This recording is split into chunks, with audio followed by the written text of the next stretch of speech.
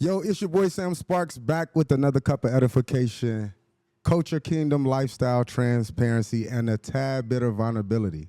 Now listen, today we brewing something extremely crazy. I don't even know what to say. Like the big dog, she look. Let me just say it like this. This is a young girl, respectfully, grew up right here in Chicago on the north side. Portage Park kid, by the way. Played college, soccer, mom, foodie, and then jumped in this game very young. She's the state rep at 21. She fought for jobs in schools, became the first woman city clerk. You hear me? First woman city clerk. She turned license online. She cut the red tape and then saved millions. Hold on. Now she's been the comptroller for 9 years. 9 years. This is the crazy part. Listen to this number. She cleared a $17 billion backlog from several vendors, schools to get paid fast. She flipped our credit score. I didn't even know Chicago had credit. That's the crazy part, but we're going to get into that too. She flipped our credit score. She flipped it up to 10 upgrades, 10 credit upgrades. She cheaper loans, lower taxes, easier hustle for the startup. So meaning guys like me, like real entrepreneurs, right? She built the rainy day fund from zero all the way up to $2.4 billion. The numbers, listen, these numbers is crazy, first off.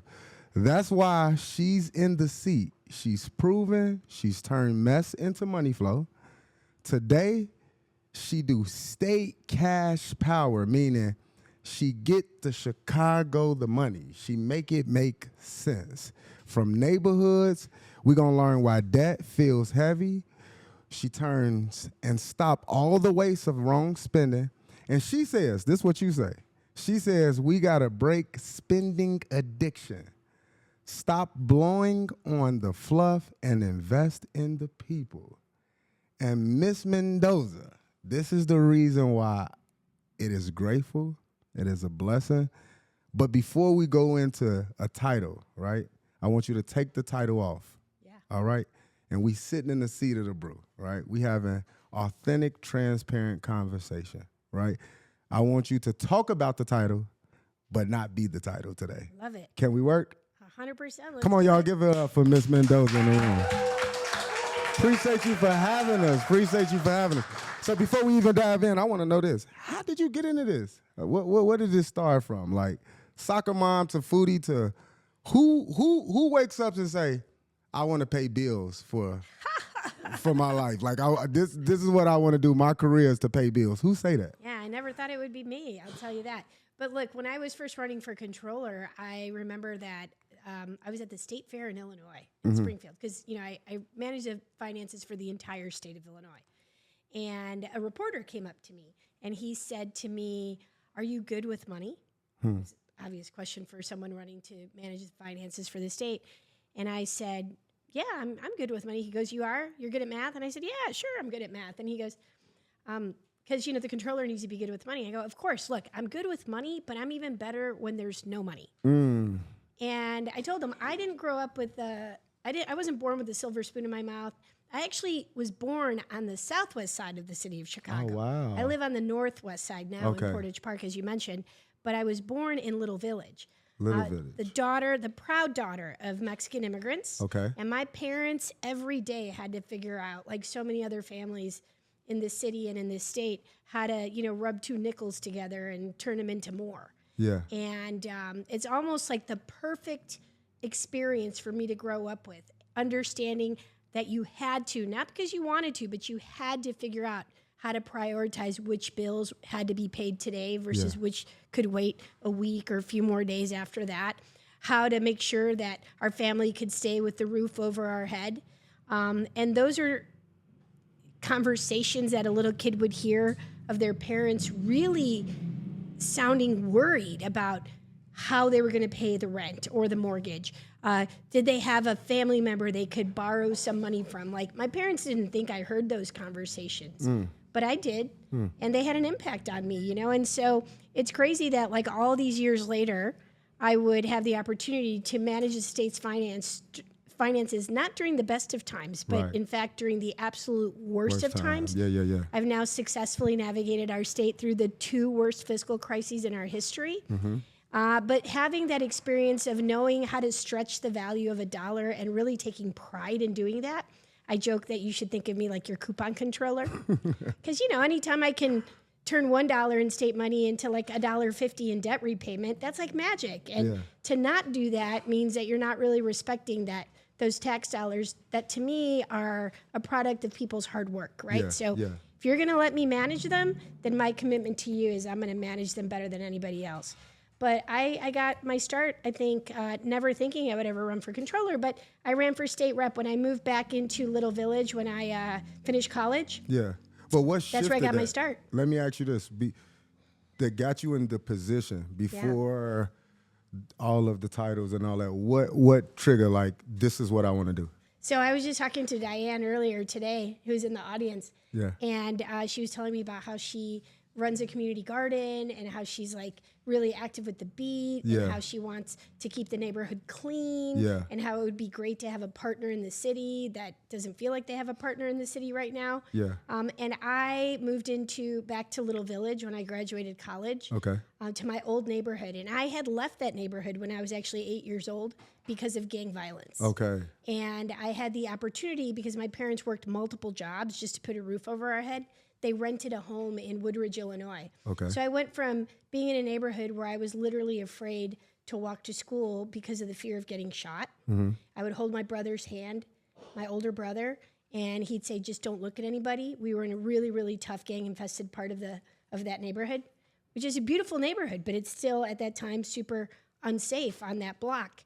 And he'd say, just don't look at anybody. We make it to school without getting shot. And then we make it home. That was the goal every morning. And honestly, Sam, I did not realize that was abnormal, right? It wasn't until we moved to the suburbs overnight because of this, violence that happened. There was a killing that happened and my parents said, we're done, right? And they moved us out there and I woke up and all of a sudden you're not hearing bam, bam, bam, right? It's just like birds chirping and quiet. And I thought, what is this place, right? And then I soon realized that I never had to worry about getting shot on my way to school. I didn't have to worry about the quality of my public education because every public school in the burbs was a good school, right? And the worst thing that could happen to me on my way to school was maybe a bird pooping on me, right? Or tripping on my own. No one hurting me. And so I was old enough to remember what it was like to never be allowed by my parents to play in front of my house, but be allowed to play only in my backyard. And then learning what it was like to play outside with other kids in a safe environment and come in when the lights went on, right? Like that meant it's time for dinner, do your homework, do extracurricular activities. That's where I got my love for soccer. But to kind of bring it back to your question, when I moved back to Chicago, I chose to come back to that very same neighborhood that I had always felt like I had been run out of as a little kid, that we fled the violence. And I could have chosen to move anywhere in Illinois, but I wanted to make a difference in the neighborhood where kids need to know that people who make it don't forget, right? And so I came back and I was talking to Diane and I said, that's kind of how I got my start, because I came home from work one day and I saw these kids playing soccer, which is my first love, and the ball got loose, and I started juggling it in my heels, and I did a really cool trick, and then the kids were like, what? This girl's doing, this is, 30 years ago, this girl's doing these soccer moves? And so these little Hispanic kids said to me, can you teach me? I go, yeah, you want to learn a trick? And they said, yes. And I go, okay, I'll teach you. But first, help me clean up the block. And I went upstairs and I grabbed a couple garbage bags. And we cleaned up all the trash, all the litter on my block. And then we went to go play soccer right down the street at a school.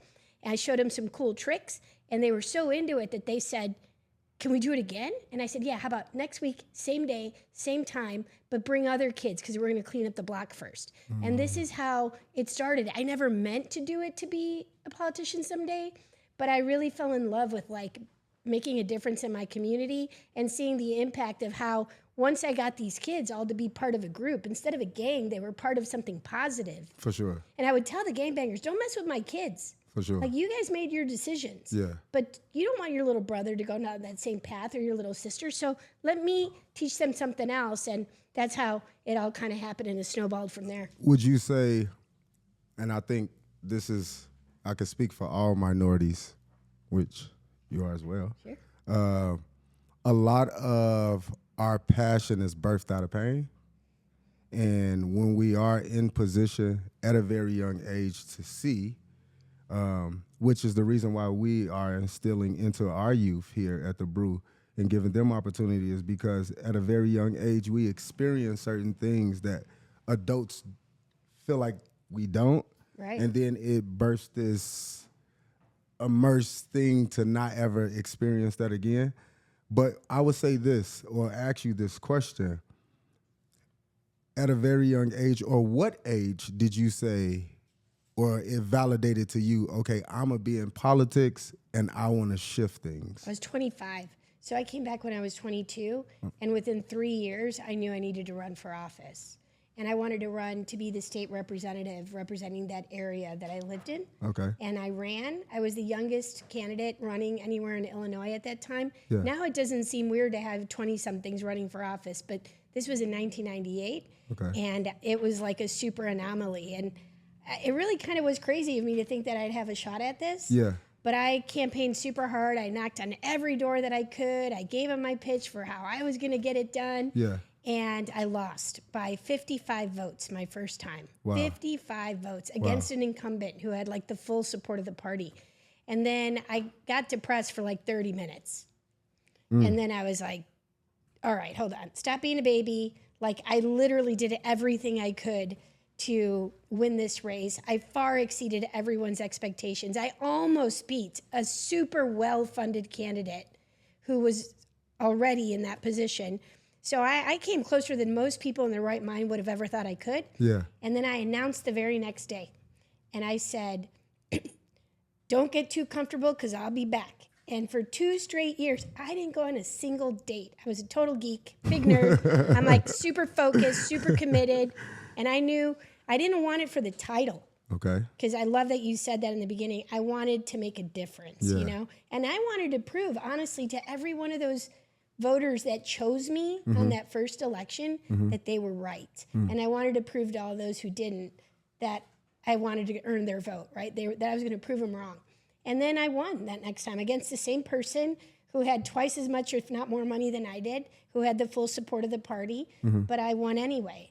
And we're both Democrats, right? But like, it was a primary race, and I won that race with 55% of the vote the second time. And then I was elected. I was the youngest member in the 92nd General Assembly, and I was elected to 6 terms in the House of Representatives before I was elected as the first woman city clerk of Chicago.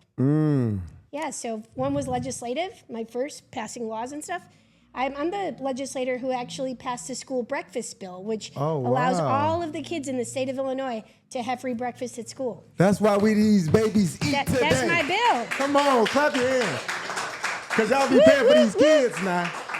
And y'all know food is expensive. Yeah, you kind of forget about the things that you worked on, but that was like a big deal to me back then, for sure. you I would say, just hearing your story, you have the heart and the passion for change and impact.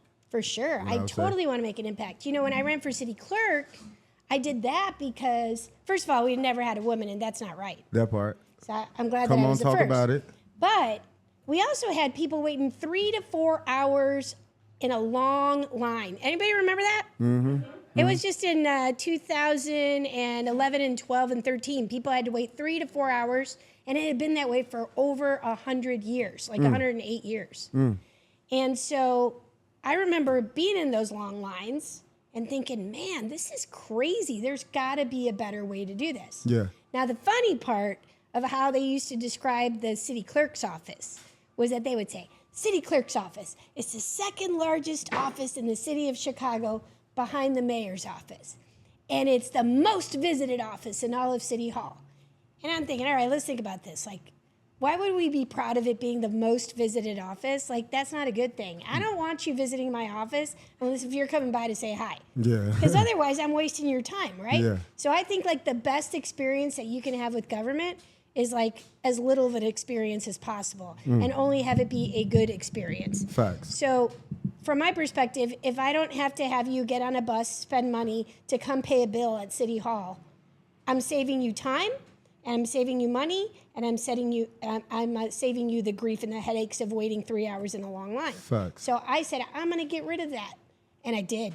So now you can buy your city sticker not just for 1 year, but for 2 years. You can buy it online at no additional fee. Yep, we saw that. You don't have to go take a bus and go spend 3 to 4 hours of your day. Most importantly, I didn't want people taking a vacation day or losing wages to go pay a tax. That's not right. And you know what? For 100 plus years, nobody wanted to fix it because they thought it was too big of a risk. And if they failed at it, they'd never get reelected. And I said, I'm going to be the one to take that risk. And you know who told me not to do it? Who? Mayor Rahm Emanuel, when I met with him for the first time. But it's actually a great story. He was coming at it from a nice place. He said to me, you know what? There's a reason why 100 plus years worth of guys didn't want to fix this, because it's too hard to fix. And you're brand new. And like, if you fail at this, you won't get reelected city clerk. You won't get elected dog catcher. He goes, it's too big of a lift. And people are used to this bad service. They don't expect you to fix it. And I said, well, that's not why I ran. I didn't want to win this to like be like every other guy before me and just flip on the lights and turn them off at the end of the day and get paid for that. Yeah. So I came here to fix it. Yeah. And so if I fail, I will own it. To that point. Yeah, Let me and ask then you this. and you know what I said after that? What? I said, but when I succeed, just remember you didn't have anything to do with it. And he started laughing, and to his credit, he never took credit for my work.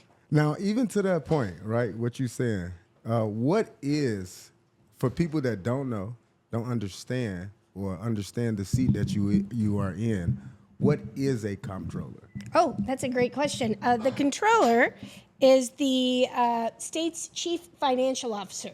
So, you know, every business has a CEO, Correct. and a CFO, Correct. and a COO. Correct. It's the chief executive officer is the CEO. Okay. The COO is the chief operations officer. Correct. And the CFO is the chief financial officer. You manage all the books.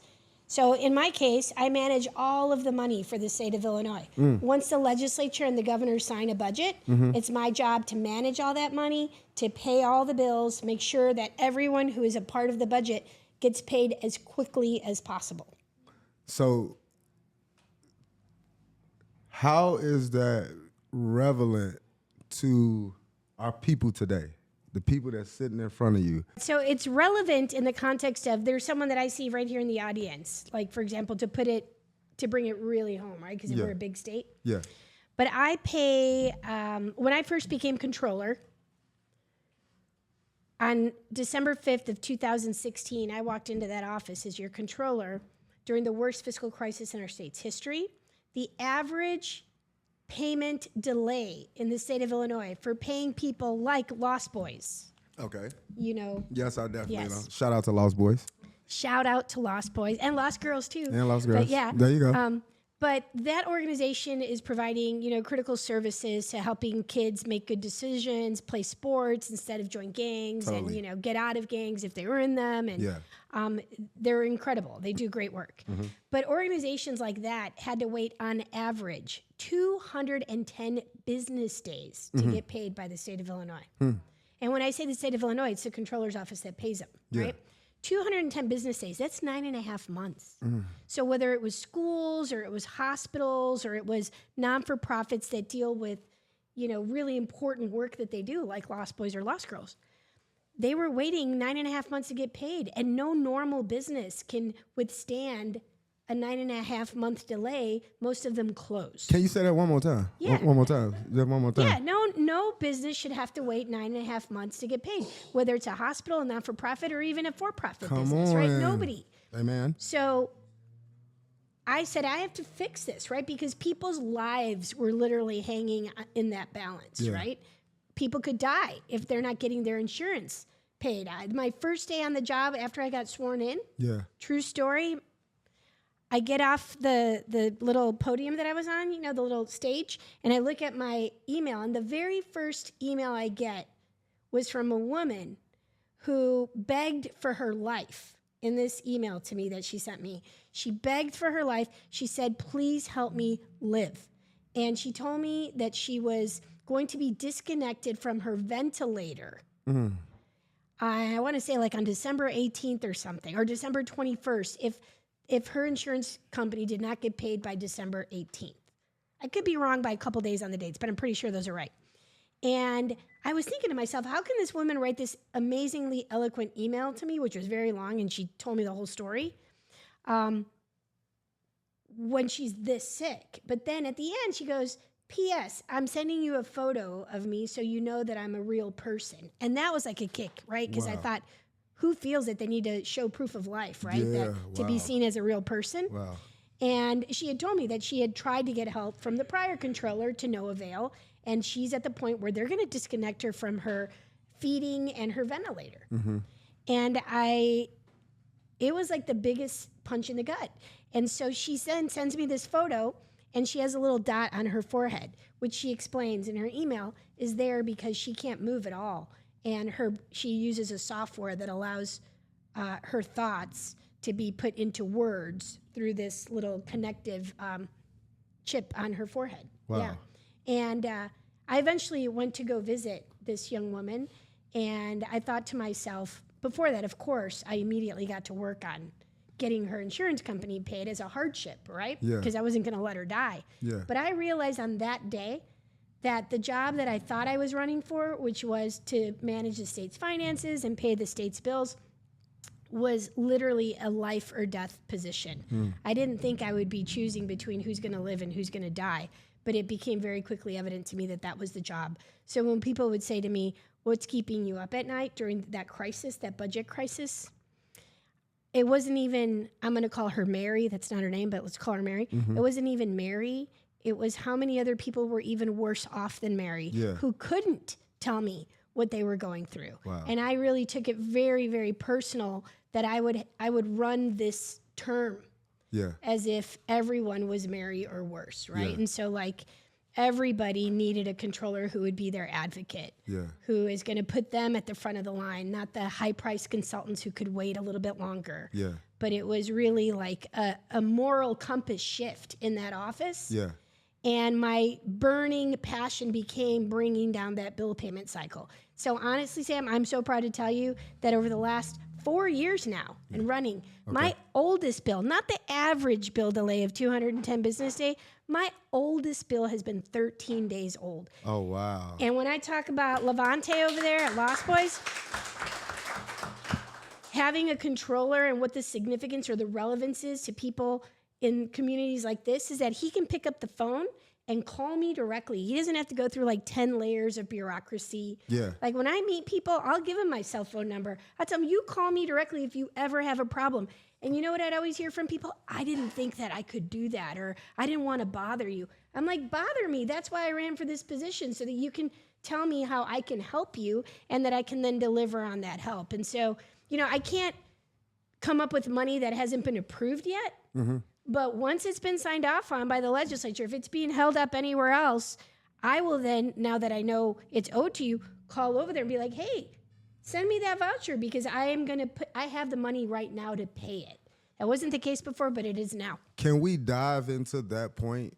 Because, and I'm going to ask it straight, right? 100%, give it to me Because straight. I want this conversation to be impactful, but also someone taking away to understand the business on this level, right? How do you get into a debt so massive, right? And then to highlight to the point where the individuals that sit in the seats of power at this magnitude and know lives are connected to the decision you make, how do it get so far behind? How do we get to a point where bills are not paid? That's one part of the question. The other second part would be, what are these bills that are not being paid, or what are we spending? Where are we spending our money at? Do that make sense, y'all?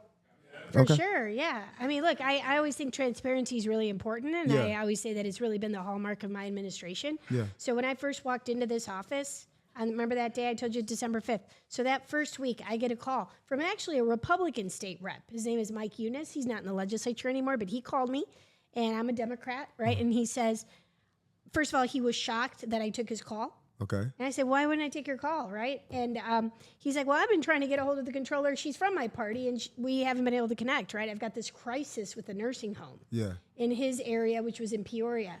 But this nursing home treated 7,000 seniors across the state of Illinois. Okay. And he said to me, they're going to miss their payroll this next week. They're going to miss their payroll. And once a company misses their payroll, they're not paying their employees, those employees quit, they move, and the whole thing collapses, right? And so I said, oh my goodness. I go, well, I'd like to go visit the facility so I can understand how this process is, kind of similar to the question you just said. Yeah. And he says, well, I go, how much are they owed? Now, I had billions of dollars in unpaid bills, right? Mm-hmm. And I had $48,000 in the state's rainy day fund. That's the emergency account to deal with, what ended up being almost $17 billion of unpaid bills. Yeah. So that's not enough to cover 30 seconds worth of government operations, 48,000. So I wasn't going to be able to help him much, right? But he says, we're owed $21 million. It might as well be like $3 trillion, right? Like $21 million. I'm like, I know I don't have $21 million I can pay you, but what's the payroll? What are they going to miss on the payroll? And he says, that's about $1 million. And I said, okay, let me see if I can scrounge up $1 million somewhere to make sure they don't miss this payroll.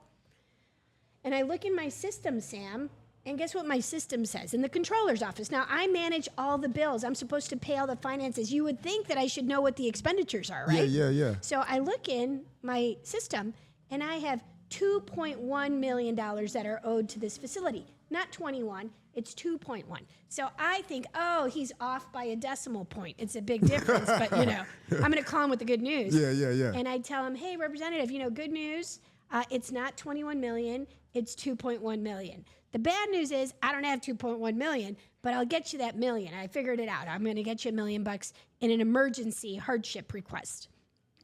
And then he goes, thank you so much. That's amazing. But I do think it's 21 million at least that my constituent is owed. And I'm like, how's that possible? So if you're me and you're managing the money and someone tells you we owe you 21, but I can only see 2.1, the obvious question should be, where's the rest of it? Facts. Well, back when I first became your controller, I couldn't see the rest of it. The rest of it was at the governor's level.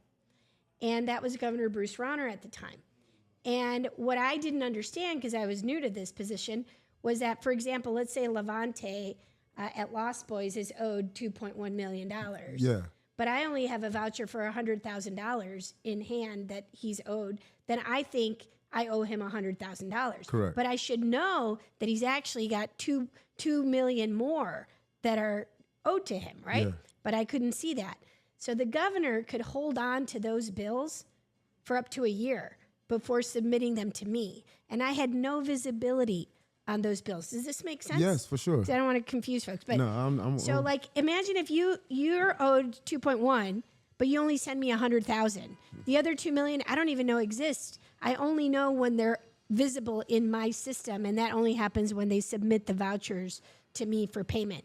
So I found out that the reason I couldn't see all these bills is because they had been holding on to them for 11 months.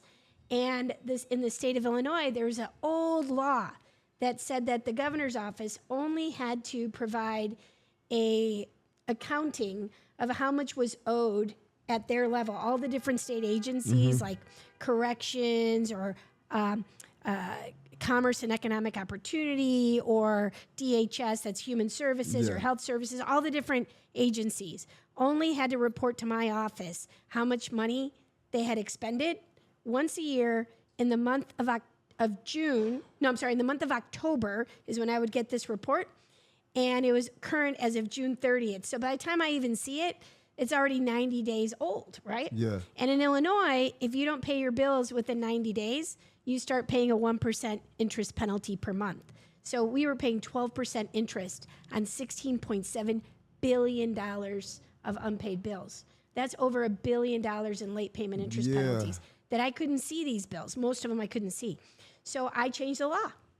And I asked You myself, changed the law. And so, like, remember how I told you as city clerk, I came in and I'm like, I got to fix this because this is terrible and people shouldn't lose money. It's always the poor people that lose money. It's black and brown people taken off of work. And I thought to myself, how is it that no city clerk before me had the courage to take on this risk and do it for the right reasons, right? But I did it. And then when I became controller, I'm like, how is it that every controller before me could just be okay with knowing this is how it's done? Yeah. It's not okay. Yeah. And I had to fix it. So I passed a law, and it was super, super hard to do it because Bruce Rauner was still really powerful at that time. Yeah. And a lot of people were afraid to go against him. Yeah. But I took it to him, man. I went, talked to every single legislator. I toured the entire state of Illinois and talked to every editorial board who would listen. Yeah. And I could walk them through the math of how this makes no sense. Yeah. We're burning millions and millions of dollars by running our state so inefficiently. Yeah. And I can fix this. And this will help us with credit ratings. And I had promised to deliver our first credit upgrade on my watch because we had nothing but 20 years worth of credit downgrades. And we've now had 10 on my watch, 10 credit upgrades. But before that, I had to go convince people that I need to know how bad the finances actually are in order to fix them. And so I don't really care how bad they are. I'm not scared of that. Yeah. I'm scared of what I don't know because I can't fix what I don't know. Yeah. And so I had to go, meet with the credit rating agencies, tell them that I was passing this legislation that would require monthly reporting to me from all the state agencies instead of just once a year, once the year's already over. Yeah. And I wanted to know, are they sitting on bills that are 0 to 30 days old, 30 to 60, 60 to 90? And if they're over 90, what are the late payment penalties associated with those debts? Yeah. Because once I can see all that, Yeah. and I knew it was going to be way worse than we thought, Yeah. which it ended up being, Yeah. I told the rating agencies, don't hold it against me that I'm trying to actually create transparency here because you're going to find out it's worse than we actually think. That's okay because I can fix it if I can see it. And thankfully, they did not downgrade us. And within that year, I was able to I had already cut $9 billion off the bill backlog. Wow. I championed a bond deal that allowed us to refinance that massive debt that we had that we were paying 12% interest on at 3.5% interest. This is all before Governor Pritzker came into office when I was still fighting Governor Rauner. I passed that bill that gave me the authority to get this monthly reporting. Yeah. He vetoed it, and I overrode his veto unanimously in the House of Representatives, something that no one has ever done to a sitting governor. So we kicked his butt, but it was for the people of Illinois. And we've now been able to deliver big results. Let me ask you to this, and this is a question far ahead, but I think we into this point. Do you think Chicago has a revenue problem or a revenue projection problem? Okay, you know what? No one has ever asked me that question, and it's a brilliant question. Because everyone always asks, do they have a revenue problem or a spending problem? But as a controller, I always say to people, I don't care how rosy the revenue projections are. I don't work with projections. I work with cash. Talk. So you can project that it's going to be great all day long. Let's talk money, But though. what if you're wrong? Come on. If those revenues don't come in the way you're projecting them to come in, then I still have to pay the same amount of bills whether the money's there or not. Yeah. And then I have to be like cash flow queen, right? Yeah. I have to know how to do magic. Yeah. And I've had to do that every year I've been controller. Yeah. If you can't afford the Ferrari, don't buy the Ferrari. If you got to ride your bike for a little while until you can afford to save up enough to buy that little car, that's a good start. But we have to learn to live within our means. Yeah. Because otherwise, we're spending money we don't have. Yeah. And then when we have real needs versus wants, we can't even afford that. Yeah, totally. I live by a saying, and I'm a biblical person, right? But I've learned that if you can't buy it 3 times, don't touch it. Simple. If you can't buy it 3 times, do not touch it. And then the other part that I've watched you say that hit home. Your exact words was, Chicago has an addiction to spending, right? And that hit home because that's on massive level, but also that's just in your household. Some people get money and it burns through their pocket. And I believe one of the reasons why I'm able to operate or be successful today because discipline, right? Mm-hmm. And I think discipline in all levels, where one of the most significant part of growth is the obedience or the control to spend money, right? I think we do a lot of frivolous spending because of the want instead of the need. Mm-hmm. So when we talk about Chicago addiction to spending, I would love to you elucidate on what we are spending on, and then how that expenditure affects what we see today. Because growing a business, right, like the Brew, I've encountered multiple things, 12 different break-ins. I've invested probably $250,000 in this place, not because of the reward of the money, but the opportunity and the privilege to create what we're doing here, the podcast, the hiring of youth, 16 through 24. My guys that shoot this whole podcast, they 18 and 19.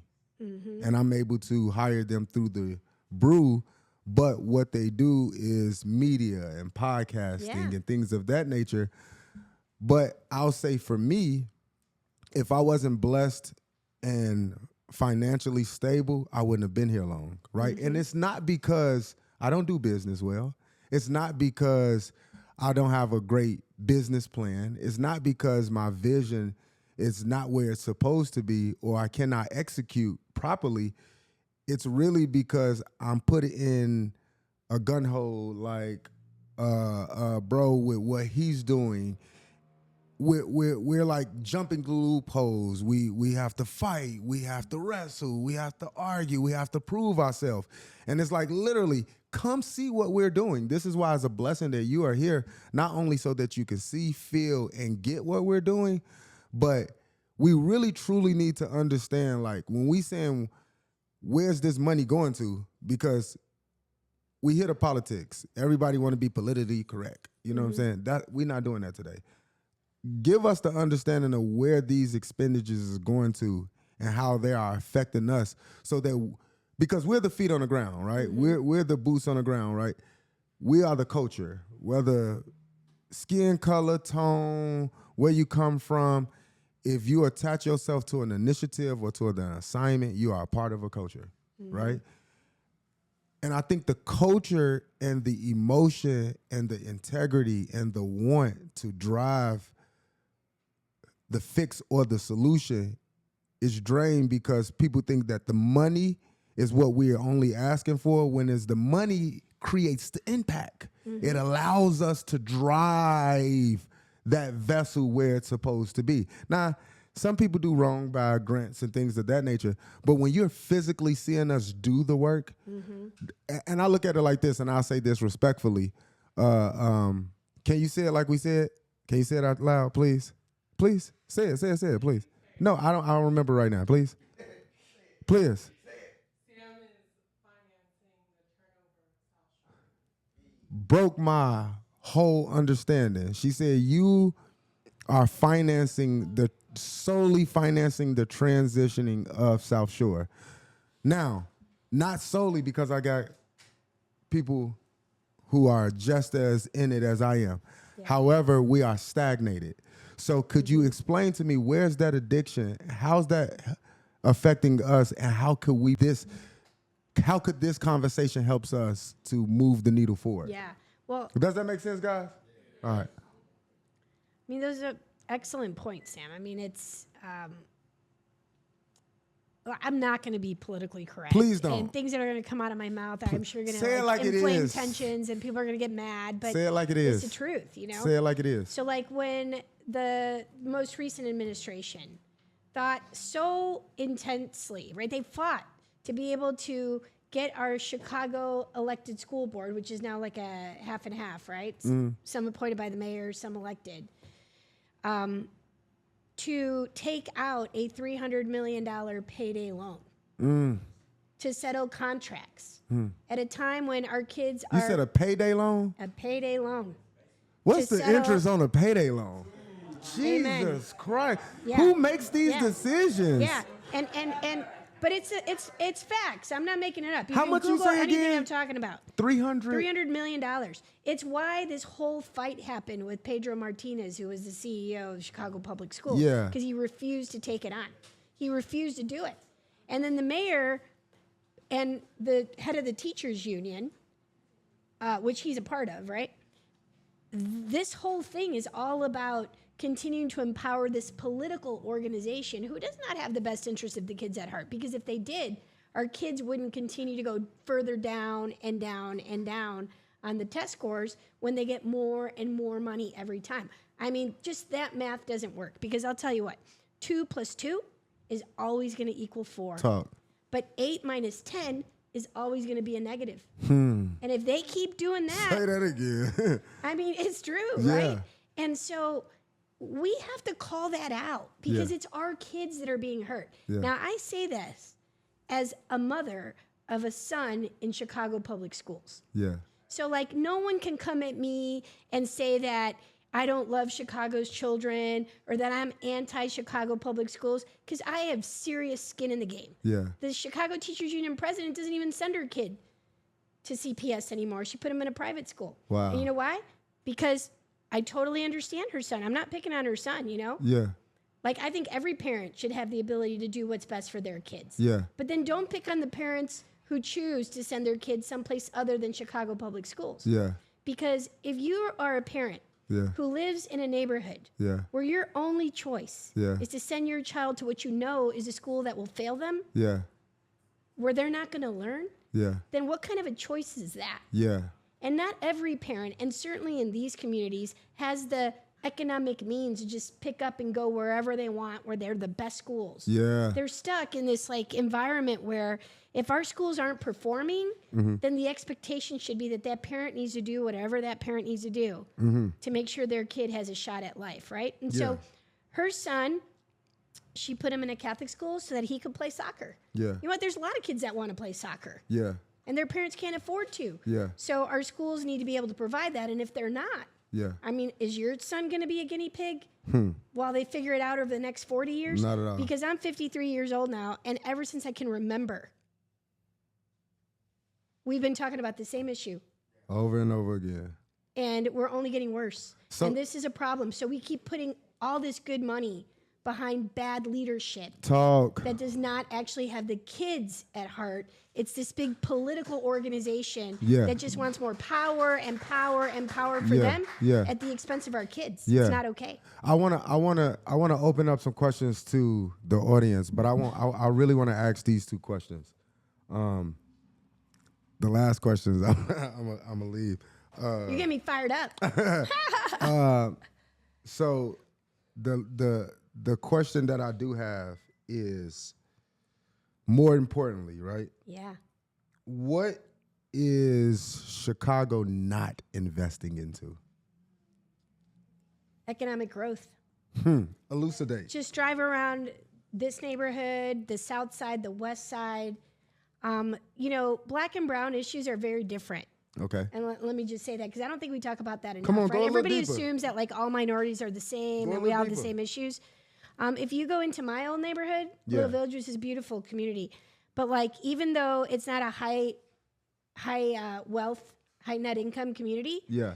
you can walk basically on every corner. You're going to find a little mom and pop store that sells fresh vegetables, fresh fruits, Yeah. you know, milk, eggs, everything you need, right? You're not going to find liquor stores other than where a liquor store should be expected to be, right? Like Yeah. an actual big liquor store. Yeah. Not like the little like every corner store has, you know, bulletproof stuff and you know, you can buy only junk food Yeah. and no milk. And this is too often the case in African American neighborhoods. Come on. It's different than in the Hispanic community, right? Come We on. have different issues. Come on. We both suffer from issues of violence Yeah. that need to be addressed. Yeah. But it's still a different environment. Yeah. We have high density in the Hispanic communities. Yeah. You're going to be hard pressed to ever find a vacant lot. Uh-huh. right? Like they all get filled up.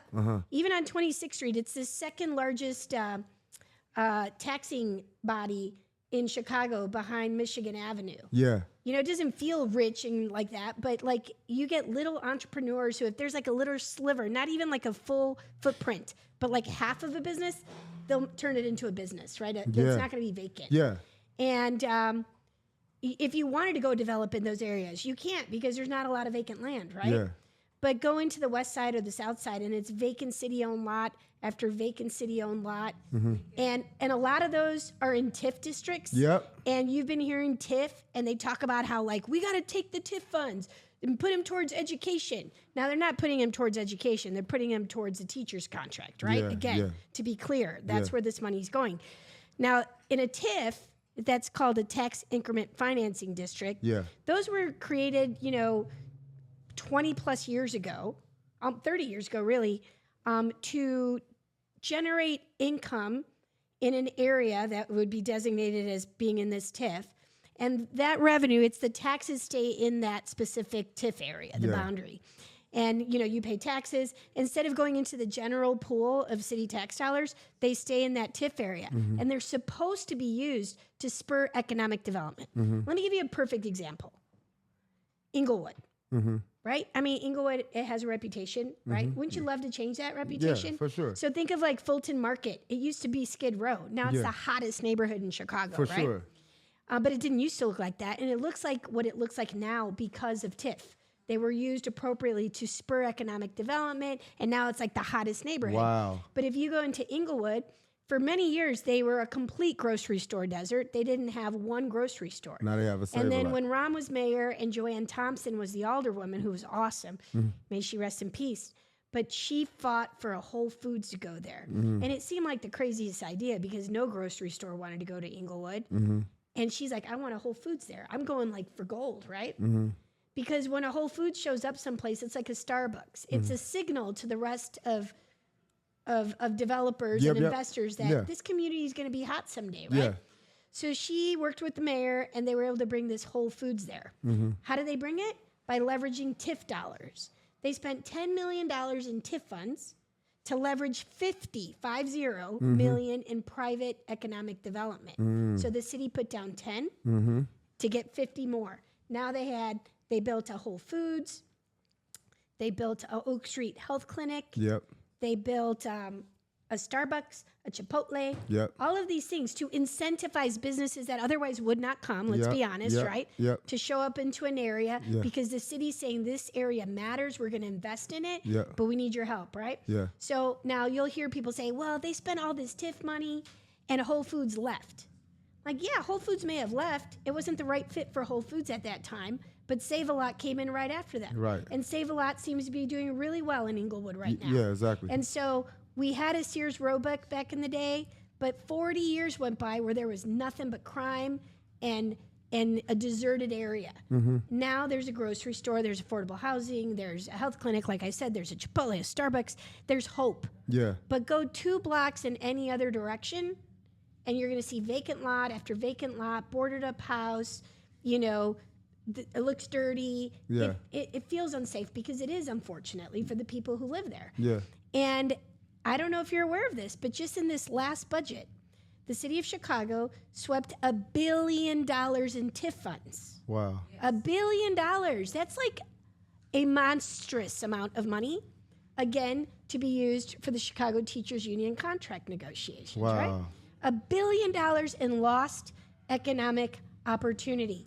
Now, here's the worst part about this, because I know you do know math. Yeah. For every $1 that is generated in TIF dollars in the city of Chicago, if you were to take that money to sweep it, in other words, it's there, but you're not going to use it for the economic development, you take that dollar, the city of Chicago only gets 22 cents on each dollar. Wow. You might want to know where the rest of it goes, right? Right. 53 cents of each dollar goes to Chicago public schools. That's a lot of money, 53. So, you always say they don't have any money. You have 53 cents of every dollar.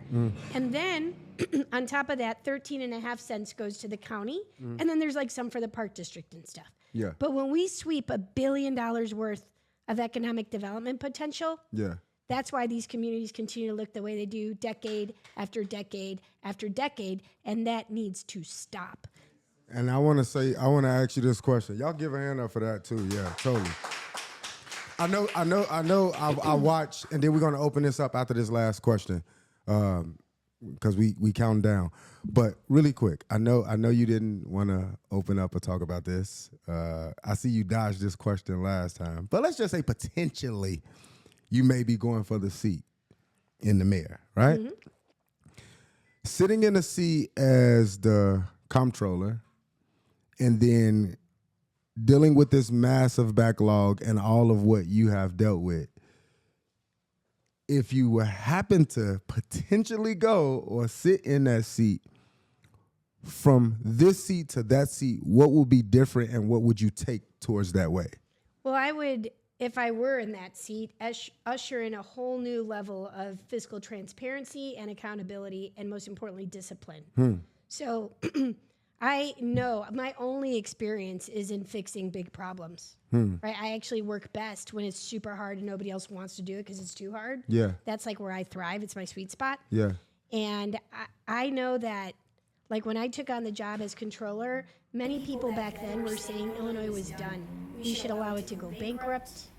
That if you were a smart investor, you'd invest in U-Haul and leave Illinois. That was the narrative back then. It's the exact same narrative people are saying about Chicago right now. No one's saying that about Illinois because our state's doing much, much better.